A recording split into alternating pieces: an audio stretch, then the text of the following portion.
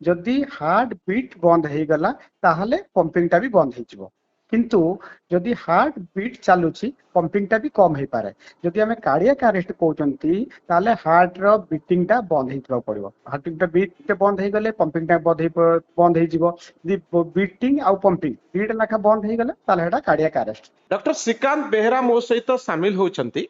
Doctor Behera आपन को नहीं गुटे खबर आसीची All India Institute of Medical Science AIIMS रा डॉक्टर मान को नहीं गुटे खबर आसीची जे खबर प्रथम प्रेस रिलीज मु देखुली गुटे मला लोक को बंचे दिया गला अर्थात 2 घंटा काल जनकर हार्ट बंद हो जाइथिला तापरे से बंचिले तो ताको आपण एभली ट्रीटमेंट कले जो भली भाव में जने मला लोक बंचीगला अर्थात हार्ट बंद होता गोटे व्यक्ति बंचीगले मु जानापी चाहिए जे प्रकृत में जो जनकर हार्ट बंद हो जाए तांकर मृत्यु हो जाए कि नहीं। आज्ञा नमस्कार।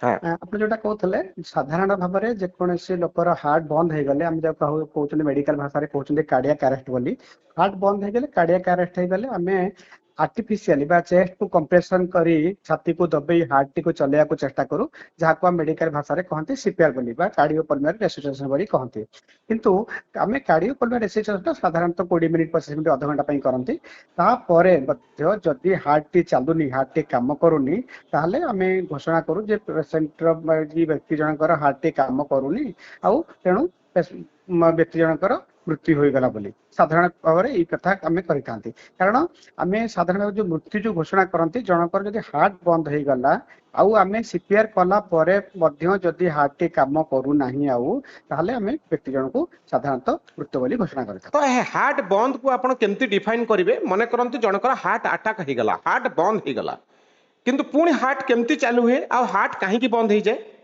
आज्ञा देखो हार्ट साधारणतः आम जदि साधारण भाषा कहवा हार्ट दुईटा कम थाए गोटे है जो हार्ट बीट बोली कहती हार्ट बीट जोटा आम आप देखिए ईसीजी मॉनिटर रे हार्ट बीट करूए गोटे आ गोटे है हार्ट रे जोटा आम पंपिंग फंक्शन तो दुईटा जिनस ठीक थिले आम जड़े व्यक्तिर हार्ट रे ठीक भाव में कम कर जदि हार्ट बीट बंद हो गला ताहले पंपिंगटा भी बंद हो किंतु जदि हार्ट बीट चलुची पंपिंगटा भी कम हो पारे जदि आम कार्डियक अरेस्ट कहते ताले हार्ट रो बीटिंगटा बंद हो पड़ो हार्ट बीट बंद हो गले पंपिंगटा बंद हो बीटिंग आउ पंपिंग दीटा लेखा बंद हो गला ताले हेटा कार्डियक अरेस्ट किंतु जनकर एमती हो पारिबो बीटिंगटा ठीक करूथबो बट पंपिंगटा कम करूथबो जोटा को आम कहती कार्डियोजेनिक शॉक बोली कहती हार्ट रे पंपिंग माने हार्ट बीट करूथिबो किंतु ता भीतर को रक्त संचालन हो नथिबो तो ये केस रे कोन हेतला 2 घंटा काल जनकर हार्ट बंद हो गला।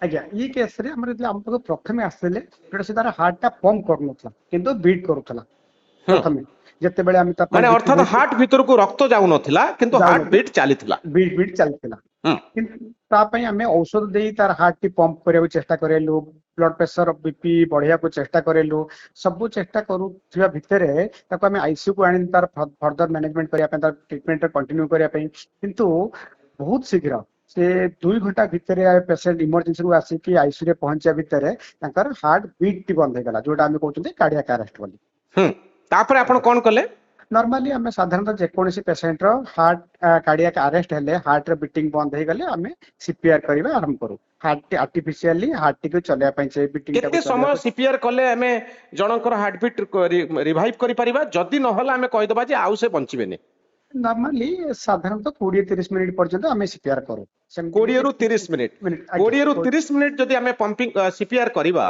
एवं ता परे देखिबा जे जदी आ होउनी ताले हमें कहबा जे लोक मरि गला आगे हाँ किंतु आपण ए केस रे 2 घंटा पर्यंत सीपीआर करिया पई काहे कि निष्पत्ति नेले देखो ये पिलाटी गोटे यंग पिला थिला 24 वर्ष पिला थिला आर्मी रे जवान थिला आर्मी रे चाकरी करथला देखो जणे आमे तांकर कोन पई हार्ट काम करूनी हार्ट बीट करूनी से सब तो आमे ठीक रहते पण जानि नथिलु तेनु किंतु अपारेंटली आमे एति जानिथिलु गोटे पिलाटी सुस्थ सबळ पिला काहे कि से आर्मी रे चाकरी करथला छुट्टी रे घर को आसला अलग जिनस किसी खराब नथला जति आम पाखरे मेडिकल आम पाखरे जना थिला हमको तार अलग कौन अर्गान खराब नथिला एटा प्रथम कथा। द्वितीय कथा आम चेष्टा कलु जे जदि पिलाटी को किछि समय पई सीपीआर करा जाई पारे जे हुएते पिलाटी बंची जाई पारे ହୁଁ ଯୋଉଥିପାଇଁ ଆମେ ଟିକେ ଲମ୍ବା ଟାଇମ ସିପିଆର କରିବାକୁ ଚେଷ୍ଟା କଲୁ।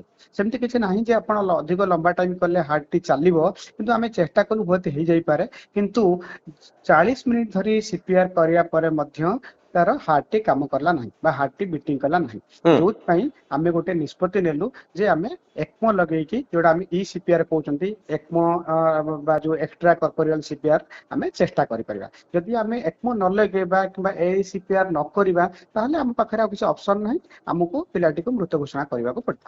ହୁଁ ତ ଏକ୍ମୋ ଲଗେଇଲା ପରେ କଣ ଆପଣ ଦେଖିଲେ? ଦେଖନ୍ତୁ, ତାପରେ ଆମେ ତାଙ୍କର ପରିବାର ମେମ୍ବରଙ୍କ ସହିତ କଥାବାର୍ତ୍ତା କଲୁ ଯେ ଏମିତି ଗୋଟେ ମେସିନ ଅଛି ଆମ ପାଖରେ, ଆମେ ଲଗେଇ ପାରିବୁ, ଚେଷ୍ଟା କରିପାରିବା, କିନ୍ତୁ ଏଥିରେ ବି ଗ୍ୟାରେଣ୍ଟି ନାହିଁ ଯେ ଏକ୍ମୋ ଲଗେଇକି ଇ ସିପିଆର କଲେ ପିଲାଟି ବଞ୍ଚିଯିବ। କିନ୍ତୁ ଏଇଟା ଗୋଟେ ଆମ ପାଖରେ ଗୋଟେ ଅପସନ ଅଛି, ଆମେ କହିବା ଗୋଟେ ବ୍ୟବସ୍ଥା ଅଛି ଯୋଉଟା ଆମେ ଚେଷ୍ଟା କରିପାରିବା। ତ ଘର ଲୋକମାନେ ରାଜି ହେଇଥିଲେ, ଘର ଲୋକ ରାଜି ହେଲା ପରେ ଆମେ ସେ ମେସିନ ଟି ଲଗେଇଲୁ। କିନ୍ତୁ ଏଇଟା ଆପଣ କହି ରଖୁଛି ଯେ ଏକ୍ମୋ ଲଗେଇଲେ ମଧ୍ୟ ସିପିଆର ଟି ଆପଣଙ୍କୁ କଣ୍ଟିନ୍ୟୁ କରିବାକୁ ପଡିବ, କାରଣ ଯଦି ଆପଣ ସିପିଆର ବନ୍ଦ କରିଦେବେ ଆଉ ଥରେ ହାର୍ଟ ଟି ବନ୍ଦ ହେଇଯିବ। ହାର୍ଟ ଟି ବନ୍ଦ ହେଇଗଲେ ରକ୍ତ ସଞ୍ଚାଳନ ବନ୍ଦ ହେଇଯିବ, ବ୍ରେନ ସବୁ ବଡିର ସବୁ ଅର୍ଗାନ ଗୁଡାକ ନଷ୍ଟ ହେଇଯିବ। ତେଣୁ ଆମେ ସିପିଆର କଣ୍ଟିନ୍ୟୁ କରୁଥିଲୁ ଆଉ ଏକ୍ମୋ ମେସିନ ଟି ଲଗେଇବା ଆରମ୍ଭ କଲୁ। ଏକ୍ମୋ ମେସିନ ଲଗେଇବା ସେ ପ୍ରୋସେସ ଟା ଆମକୁ 40 ମିନିଟ ଲାଗିଥିଲା। ପ୍ରାୟ ହାର୍ଟ ବନ୍ଦ ହବାର 80 ମିନିଟ ପରେ ଆମେ ସିପିଆର ସହିତ ଏକ୍ମୋ ମେସିନ ଟା ଲଗେଇବା ପାଇଁ ସକ୍ଷମ ହେଲୁ। ତ 80 ମିନିଟ ପରେ ପିଲାଟିର ଏକ୍ମୋ ଦ୍ଵାରା ରକ୍ତ ସଞ୍ଚାଳନ ଆମେ ଆରମ୍ଭ କରେଇ ପାରିଲୁ, କିନ୍ତୁ ସେତେବେଳେ ମଧ୍ୟ ତାର ହାର୍ଟ ଟି କାମ କରୁନଥିଲା ବା ବିଟ୍ କରୁନଥିଲା।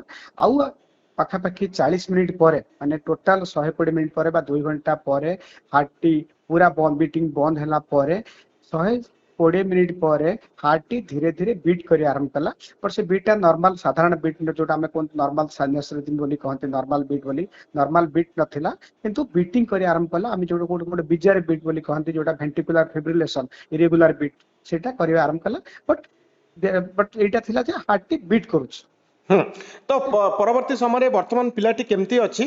ଏବେ ବିଲକୁଲ ସୁସ୍ଥ ଅଛି। ଯଦିଓ ଆମେ ତାର 120 ମିନିଟ ପରେ ହାର୍ଟ ଟି ବିଟ୍ କରିବା ଆରମ୍ଭ କଲା, ପାଖାପାଖି 36 ଘଣ୍ଟା ପରେ ହାର୍ଟ ବିଟ୍ ତାର ରେଗୁଲାର ହେଲା, ପାଖାପାଖି 96 ଘଣ୍ଟା ପରେ ତାର ହାର୍ଟ ଯୋଉ ପମ୍ପିଂ ଫଙ୍କସନ ଟା ନର୍ମାଲ ହେଇଗଲା।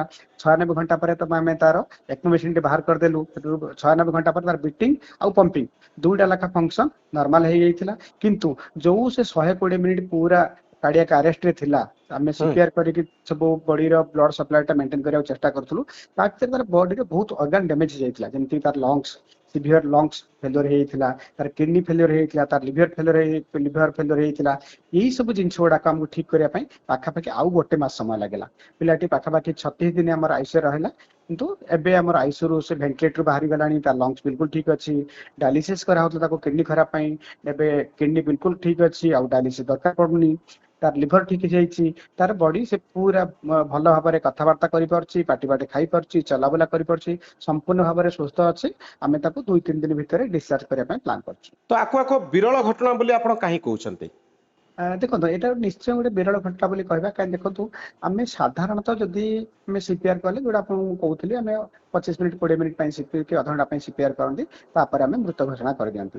ଯଦି ଏଇ କ୍ଷେତ୍ରରେ ଆମେ 40 ମିନିଟ ସିପିଆର କଲୁ, ତାପରେ ଆମେ ଏକ୍ମୋ ଲଗେଇକି ମଧ୍ୟ ସିପିଆର କଣ୍ଟିନ୍ୟୁ କଲୁ, ଆଉ 2 ଘଣ୍ଟା ପରେ ଜଣଙ୍କର ହାର୍ଟ ବନ୍ଦ ହେଲା ପରେ ଆଉ ଥରେ ପୁଣି ହାର୍ଟ କାମ କରିବା, ଆଉ ଏକ୍ମୋ ଲଗେଇକି ସିପିଆର କରିବା, ଏଇଟା ନିହାତି ଗୋଟେ ବିରଳ ଘଟଣା, ଏଇଟା ଗୋଟେ ସାଧାରଣ ଘଟଣା ନୁହେଁ। ଏ ମେଡିକାଲ ହିଷ୍ଟ୍ରିରେ ଇଏ ଗୋଟେ ରେଫରେନ୍ସ ପଏଣ୍ଟ ହେଇକି ରହିବ କି? ଆଜ୍ଞା, ନିଶ୍ଚୟ ଭାବରେ। ହଁ ତ ଏଥିରୁ କଣ ପ୍ରୁଭ୍ ହେଲା ଡକ୍ଟର? ଦେଖନ୍ତୁ, ଆମେ ଏଇଟାକୁ କହିପାରିବା ଯେ ହଉଛି, ଯଦି ସବୁ କେସରେ ନୁହଁ, ସିଲେକ୍ଟିଭ କେସରେ, କେତେଟା ସିଲେକ୍ଟିଭ କେସରେ ଯଦି ଆମେ ଲମ୍ବା ସମୟ ପାଇଁ ସିପିଆର କରିପାରିବା ଏକ୍ମୋ ସାହାଯ୍ୟରେ, ଯୋଉଟାକୁ ଆମେ ଇ ସିପିଆର କହୁଛନ୍ତି, ଯଦି ହୁଁ ବଡିରେ ଅଲଗା ଅର୍ଗାନ ଆଗରୁ ଡ୍ୟାମେଜ ନଥିବ, ଫିଟ୍ ଥିବ ବଡିଟା, ସିଲେକ୍ଟିଭ କେସରେ ଆମେ କହିବାନି ସମସ୍ତଙ୍କର ଆମେ ଏକ୍ମୋ ଲଗେଇଦେଲେ ହାର୍ଟଟା ଚାଲିବ ବୋଲି, ସବୁ କେସରେ ହେଇପାରିବନି। କିନ୍ତୁ ସିଲେକ୍ଟିଭ କେସରେ ଯଦି ଆମେ ଇ ସିପିଆର କରିବା, ତାହେଲେ ଯେ ଜୀବନ ବଞ୍ଚେଇବାର ସମ୍ଭାବନାଟା ବଢିଯିବ। ଜୀବନ ବଞ୍ଚେଇବାର ସମ୍ଭାବନା ବଢେଇଦବ, ଏବଂ ଏ ଗୋଟିଏ ରେଫରେନ୍ସ ପଏଣ୍ଟ ହେଇ ସବୁ ଡକ୍ଟର ଆଉ ହସ୍ପିଟାଲ ପାଇଁକି ରହିଗଲା ସବୁଦିନ ପାଇଁ। ବହୁତ ଧନ୍ୟବାଦ ଡକ୍ଟର, ଆପଣଙ୍କର ମତାମତ ପାଇଁ ବହୁତ ଧନ୍ୟବାଦ।